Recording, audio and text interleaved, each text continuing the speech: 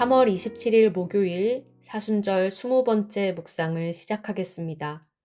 구약성경 시편 68편 26절의 말씀을 봉독합니다. 회중 가운데서 하나님을 찬양하라. 아멘. 신약성경 사도행전 2장 46절에서 47절의 말씀을 봉독합니다. 그들은 날마다 한 마음으로 함께 성전에 모이고 이 집 저 집 돌아가며 빵을 나누고 기쁨과 즐거운 마음으로 음식을 먹고 하나님을 찬양하니 모든 사람에게서 호의를 얻었다. 아멘. 요즘 인기를 끌고 있는 드라마가 하나 있다고 합니다. 바로 넷플릭스에서 방영되는 폭삭 속았수다 라는 제목의 드라마입니다. 넷플릭스에서 시청률 1위를 차지할 만큼 엄청난 인기를 끌고 있는 드라마입니다. 저도 아직 보지는 못했는데요. 화제의 장면들을 요약한 짧은 동영상은 한번 본 적이 있습니다. 주인공 애순이가 나오는데요. 애순이의 아버지는 일찍 병으로 돌아가시고 엄마는 남편 잡아먹는 귀신이라고 시댁에서 쫓겨났습니다. 엄마는 재혼을 하는데 딸인 애순이를 데려가지 않고 시댁에 남겨둡니다. 밥이라도 굶지 않기를 바라는 마음으로 말이지요. 그런데 시댁에서 딸이 식탁에서 차별을 당한다는 것을 듣게 됩니다. 온 식구가 모두 생선, 조기를 먹는데 딸인 애순이에게만 조기를 주지 않는다는 거죠. 애순이는 조기가 먹고 싶어서 우는 것이 아니라 그 집에서 차별 대우를 당하는 것이 서러워서 엄마 앞에서 엉엉 웁니다. 우는 애순이를 보는 제 마음도 찡해지더라고요. 음식은 단순히 먹는 것 이상을 의미합니다. 음식은 또 하나의 권력이기도 하고 음식은 계층을 구분짓는 지표로도 사용되곤 합니다. 과거 가정부나 노예들은 주인을 위해 정성스럽고 맛있는 음식을 만들 자격은 있었지만 그 음식을 먹을 자격은 얻지 못했거든요. 오늘의 한 글자는 빵입니다. 한국 사람들은 빵을 주식으로 하지 않지만 빵을 주식으로 하는 문화권들이 참 많이 있습니다. 과거 유대인들의 주식도 빵이었습니다.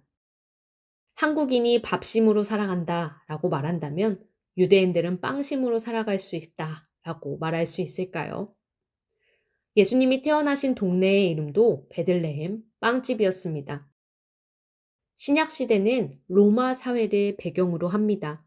당시 로마 사회의 빈부격차는 상당히 심각했습니다.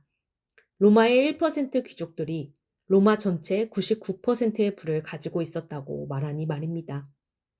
달리 말하면 누군가는 먹는 우유에 목욕을 하면서 지내지만 누군가는 그 마실 우유가 없어서 죽어갔다는 것을 의미합니다.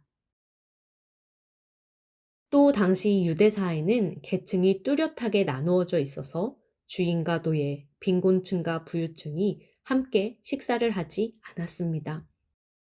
로마 시대 당시 집에 대한 고고학적 연구에 따르면 전형적인 로마인의 집에 식당이 수용할 수 있는 인원은 고작 9명밖에 안 되었다라고 합니다. 따라서 9명을 제외한 나머지는 앞마당에 앉거나 선 자세로 밥을 먹고요. 상류층은 식당에서 밥을 먹고요. 하류층은 바깥에서 먹는 게 당연했습니다. 장소만 달랐던 것이 아니라 먹는 음식도 달랐습니다. 빵으로 사람을 차별하는 것이 당연하게 여겨지는 사회였습니다. 그런 사회 속에서 예수를 믿고 성령을 받은 사람들은 전혀 다른 삶을 살아갔습니다. 사도행전은 초대교회 사람들이 재산과 소유물을 팔아 모든 사람에게 필요한 대로 나누어 주었고 모든 것을 공동으로 소유하였다라고 기록합니다. 예수를 믿는다는 것은 성령을 받았다는 것은 말과 혀로만 나누는 사랑이 아니라 지갑을 열어 젖히는 사랑이었음을 기억해야 합니다. 예수 믿고 성령 받은 이들은 집집마다 돌아가면서 빵을 떼며 기쁘고 즐거운 마음으로 음식을 먹었습니다. 넓고 으리으리한 집에만 모인 것이 아니라 가난한 사람이든 부자이든 집집마다 돌아다니면서 빵을 뗐습니다. 또 기쁘고 즐거운 마음으로 빵을 떼었다고 말합니다. 지금까지 그들이 살던 사회는 먹는 걸로 사람을 편가르고 차별하던 사회입니다.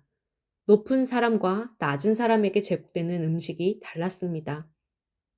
그런데 예수를 믿는 이들은 차별 없이 누구나 동일한 빵을 기쁘고 즐거운 마음으로 먹고 하나님을 찬양했습니다.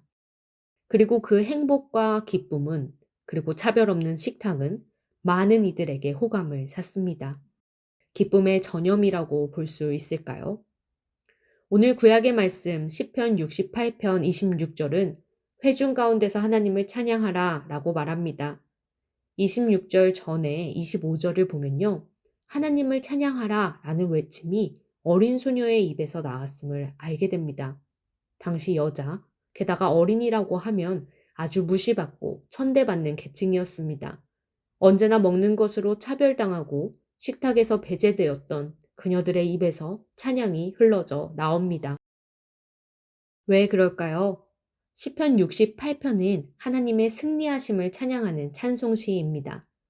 승리하신 하나님이 어떤 분이라고 이 시는 고백하고 있냐면요, 고아들의 아버지이고 과부들을 돕는 재판장이고 의로운 사람에게 집을 주시고 갇힌 사람을 풀어주시는 분이라고 고백합니다.